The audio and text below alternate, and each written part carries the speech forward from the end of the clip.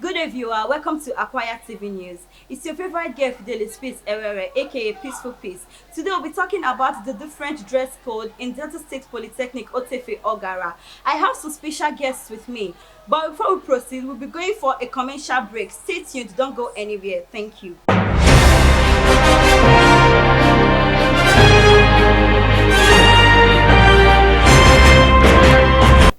Welcome back. Like I told you before, we have some special guests with us. At my left, I have, Igby Olushi Gladys. and at my right, I have. Casey Edema. Okay, so to you, Miss Oluchi, what do you think is the cause of this indecent dressing in Delta State Polytechnic Otefe Ogara? Wow, thank you very much, my wonderful uncle. The word indecent. I feel for me that word indecent is an improper way a student or a person ought to dress. Now you are talking about school. We are bringing it over to the school. Firstly, before you are admitted into the school, I believe you ought to sign an oath or take an oath in the school before you get admitted in the school. And I feel and I think indecent dressing ought to be there.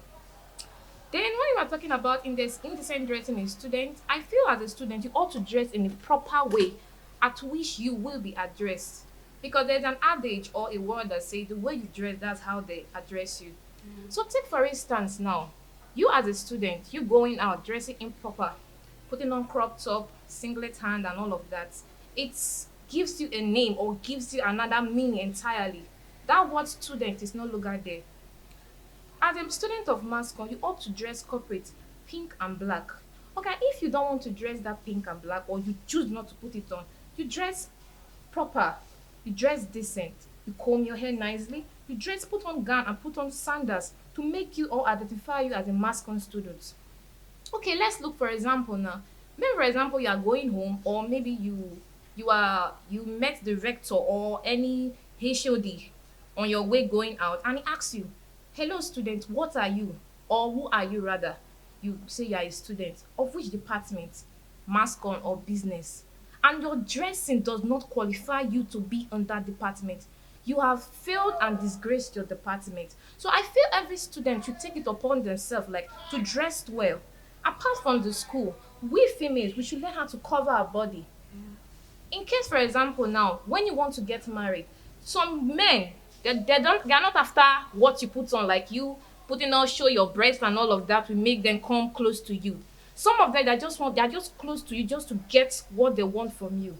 You understand? So I feel as a student and a young lady you ought to dress well. Thank you very much. Thank you very much, Miss Gladys. You're welcome. So I'll be going to you, Miss Casey. What do you think can be the solution of this indecent dressing in Otefe Ogara? Okay, we'll talk about the solution. Wearing of school uniform for each department should be introduced to the students and to reduce the increase of wearing some anyhow clothes or opening your body and all that. Okay, because if you don't start wearing dressing properly now, there's no way you can start later.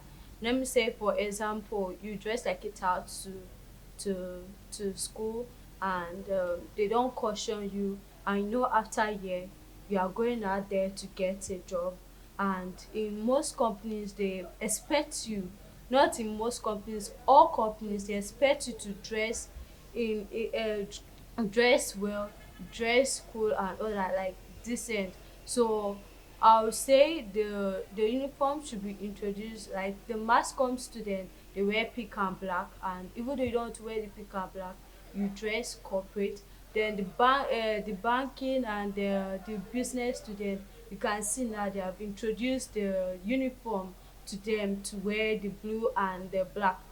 So I advise that the uniform should be introduced. And secondly, for any student who dress wrongly to the class, lecturer should try as possible not to allow them to enter the class, because it's a kind of distraction to other students out there. So that is just what Okay, thank you very much, Miss Casey. I guess you all understood what Miss Gladys and Miss Casey said, and we'll be right back next week Friday with an interesting topic. Stay tuned. We love you guys. Mwah.